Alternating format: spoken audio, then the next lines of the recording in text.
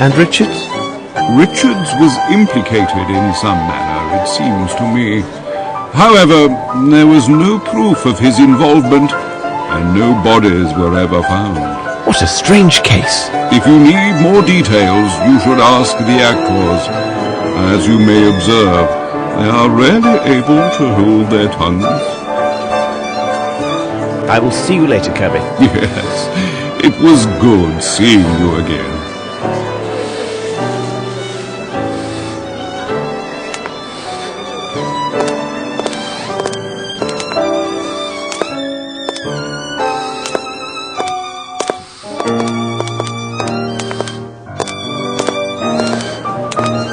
Hello, young man. What are you looking at? Oh, I'm sorry. You startled me. I'm looking at her. Her. Are you from the press? Of course you are. You must be here to interview her. Oh, the play is wonderful, and Miss Caroline will surely shine. If only my father could have seen this day. Your father? Yes, I am Bruce Aston, and my father was Clyde Aston, the former owner of the theatre. It may have fallen into some disrepair, but during its time it was well loved by so many. A host of young actors debuted on that venerated stage. Why, it was at this very spot where Mr. Richards first met Miss Davenport. Have you ever heard of the Fairfax Theatre? It is the theatre which was demolished. It seems to me that it had been owned by Mr. Richards together with Miss Davenport and a friend of theirs. They left on an extended tour, but I think it went badly for them. After his return, Mr. Richards bought the theatre back from the bank, and I do hope his good fortune will continue. Well, we can hope. With the talented Miss Caroline, I think anything is possible, and the building is still solid and comfortable. Though the bank took over the theatre, they left the keys. From time to time, I would do what I could to tidy up a bit or see to a broken window. Are you a part of the troupe? Yes. When Mr. Richards noticed how I had worked to keep the place up, he hired me.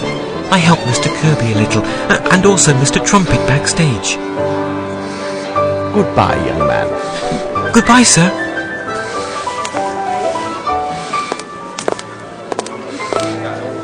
Excuse me, may I ask you some questions? Naturally, I'm listening to you. You are rehearsing at the moment, aren't you? Yes, we are in rehearsal for the play we are to perform at the month end. Are you critics or reporters? As you know, we just came back from an extended tour. We were a triumph everywhere we performed. Tell us about this international tour. We performed in France, in Switzerland, and even for an Arab prince.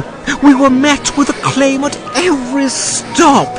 If tragedy had not occurred, we were to appear next in New York. But fate had other plans for us. What sort of tragedy? Oh, surely you must have heard about it. All because of those in our company who assumed the right to reveal every distasteful and intimate detail of a most tragic event. Anything to gain publicity for themselves. It is positively scandalous. But even a professional actor such as myself respects the privileges of the press and the public's right to know. Your sensitivity honors you. Please, continue your story. The events took place in a most sordid place in Brazil named Guacamole or Babiamo or something like that. I still can't stop asking myself what we were doing there in the first place. But to be brief, our talented costumier, Mr. Jeffries, had been having a tete-a-tete with the beautiful Miss Davenport. Unfortunately, she was still very much the mistress of our director, Mr. Richards. I tell you, the tension was unbearable. Really? In the view of a professional, they were the worst hours of my life. Miss Davenport was spending the whole day closeted in her room. Mr. Jeffreys trembled so uncontrollably that he was unable to do our makeup. Mr. Richards stepped in, and I must say he was a pitiful substitute. May you never be so ill-fortuned as to have your face in his large, hairy hands. And then? Our first performance in that town was naturally well received. That very night, a tragedy took place. Mr. Jeffreys and Miss Davenport went missing not long after the performance ended.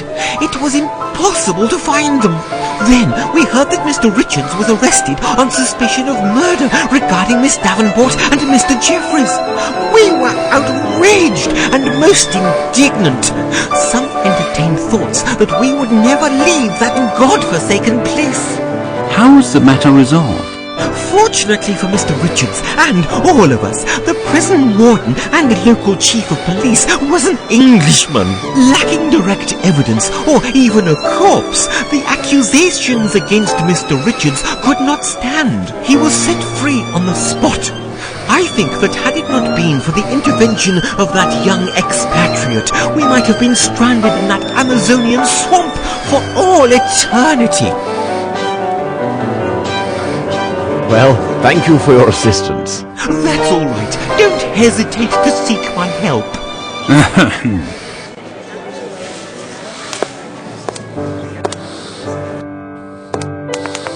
Don't listen to that milk toast. He gets positively weak in the knees over redheads. A policeman is just a policeman. That's it. If Richards isn't in jail, it's only because he had nothing to do there. We were talking about the tragedy which occurred during your previous tour, and... You aren't the press, are you? No. In my opinion, you seem more like policemen. Well, listen closely, inspectors. Miss Davenport was nothing more than an aging woman who adored seeing all the men at her feet. What? Don't you mean... She toyed with both Richards and Jeffreys like two little puppets.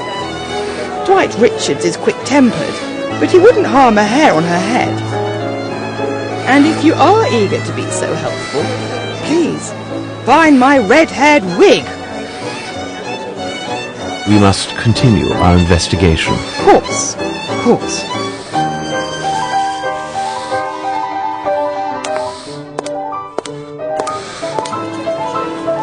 I can't enter like that. Hello, miss. I'm sorry for disturbing you. Oh, you are welcome. Are you rehearsing the new play? Yes, we are hard at work. Excuse me, did I just hear Mr. Kirby calling you Holmes?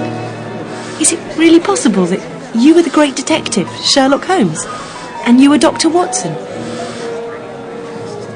I'm investigating the facts of the terrible events that occurred during the company's last tour. Oh, I see. You were interested in that case. It's still a complete mystery, even for those who were there. Tell us about Miss Davenport. She was fabulous and positively mesmerised men. She confessed to me that she had been indiscreet with our costumier, Jeffreys. She had left Richards before, but she always came back to him. She said he understood her completely without her even saying a word.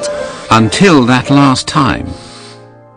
Forgive an admiring expert, but your earring is absolutely magnificent. Oh, that was a gift from Veronica. She got it along with 2 other matching earrings and a small jewel case. She gave me this one, another to Doris, and kept the most beautiful for herself. Veronica insisted on cleansing it herself weekly with a special cleanser. It was remarkable and kept the earring all sparkling like stars.